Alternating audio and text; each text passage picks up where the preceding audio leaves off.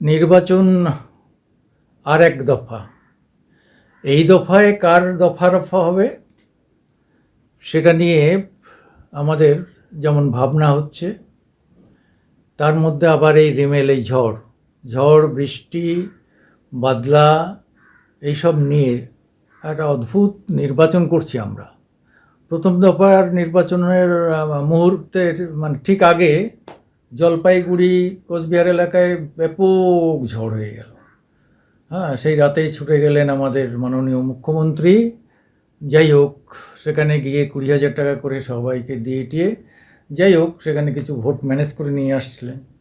এইবার যদি আবার রেমেল আজকে যদি ভেঙে পড়ে আবার সেই ভয়ঙ্কর ঝড় ঝান্টা, তাহলে আবার কিছু সাহায্য টাহায্য দিয়ে আবার মানে সুন্দরবনের দিকে আবার সুবিধা করার চেষ্টা করবেন। অর্থাৎ এতে জয়নগর, মথুরাপুর এবং ডায়মন্ড হারবার তিনটে লোকসভা এই ঘটনায় মানে রেমেলের দ্বারায় আঘাতপ্রাপ্ত হবে, মানে যদি সুন্দরবন ধরা হয়। আর কলকাতার পরে হলে তো বেশ বস্তি বাসি টাসি সব মিলিয়ে টিলিয়ে, তাহলে কি ঝড় বাঁচিয়ে দেবে আমাদের মাননীয়া মুখ্যমন্ত্রী দিদিকে? এরকম একটা কথাবার্তা অনেকেই চর্চার মধ্যে রেখেছেন। কিন্তু আবার মানুষের একটাই বক্তব্য, যে জায়গায় পৌঁছে গেছে, চুরি জোচ্চুরি রাহাজানি, সাধুদের নিন্দা করা, তাদের পিছনে লাগা, শুধু দুধেল গায়ের গল্প, শুধু মুসলিম মুসলিম মুসলিম।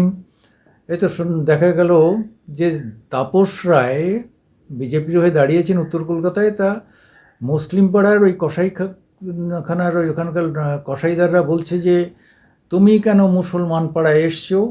মানে ভাবুন, নির্বাচনে সবাই সবার কাছে যেতে পারে, কিন্তু এরা পাড়া পর্যন্ত ব্লক করে দিয়েছে। যে কিভাবে আবার এরাই বলে এরা কমিউনাল নয়, হিন্দুরা কমিউনাল, এভাবে দিদি বোঝাতে চেষ্টা করে। তাহলে ভাবুন যে কসাইপাড়ায় প্রার্থী ঢুকতেই পারবে না, মানে তৃণমূল ছাড়া আর কেউ ঢুকতেই পারবে না, এইভাবে ব্লক করা হচ্ছে। তারপরে তো মানে সেটা নিয়ে মানে এখন সারা কলকাতা জুড়ে একটা বিভক্ত হয়ে যাওয়ার মতো অবস্থা, হিন্দু মুসলিম হয়ে যাওয়ার মতো অবস্থা। তবে আমরা সতর্ক আছি এবং সবাইকে সতর্ক থাকতে হবে যে নির্বাচনের নামে কেউ যেন এই ধরনের সাম্প্রদায়িকতা না করতে পারে। আমরা সবাই ভোটার, হিন্দু মুসলমান বৌদ্ধ খ্রিস্টান শিখ ইসাই সবাই আমরা ভোটার। এই সময় আমাদের ইচ্ছা মতো আমরা ভোটটা দেব, কিন্তু এখানে তো পশ্চিমবাংলা, এখানে তো আপনি ইচ্ছা মতো ভোট দিতে পারবেন না। এখানে শাসক দল যা চাইবে তাকে ভোট দিতে হবে, আর না হলে আপনি ভোট দিতে পারবেন না। যদি বোঝা যায় যে আপনি শাসক দলকে ভোট দেবেন না, তাহলে আপনি ভোট যেতেই পারবেন না ভোট কেন্দ্রে, অর্থাৎ বুথে যেতে পারবেন না। বুথে যদিও জোর করে যেতে চান, তারপরে মার খেতে হবে। প্রথমে ক্যাডাররা রুখবে, তারপরেও যদি আপনি এগোন, তারপরে পুলিশ আছে, পুলিশরা তো বড় ক্যাডার দিদির, সেই ক্যাডাররা আটকাবে। হ্যাঁ, এই লাতখোররা নিজেদের ডিএ পর্যন্ত পায় না, তবু ওই লাতখোরদের মতো এরা এখন দিদি দিদি করে যাবে, কিছু করার নেই। তারপরে তারাও যদি না আটকাতে পারে, এইবার যে বাহিনীর জন্যে বিজেপি আকুলি বিকুলি করেছিল যে বাহিনী আসলেই সমস্ত ভোট সিধা হবে, দেখা গেল সেটাও, সেই বাহিনীরাও নীরব হয়ে গেছে। রাতে ভালো খাচ্ছে দাচ্ছে ঘুমাচ্ছে, হ্যাঁ, ভালো জায়গা দিচ্ছে শাসক দলের লোকেরা, যে আপনারা ঘুমানোর ভালো জায়গা দিচ্ছে, তাই তারা রাতের মধ্যে হয়ে যাচ্ছে, একদম কন্ট্রোল হয়ে যাচ্ছে।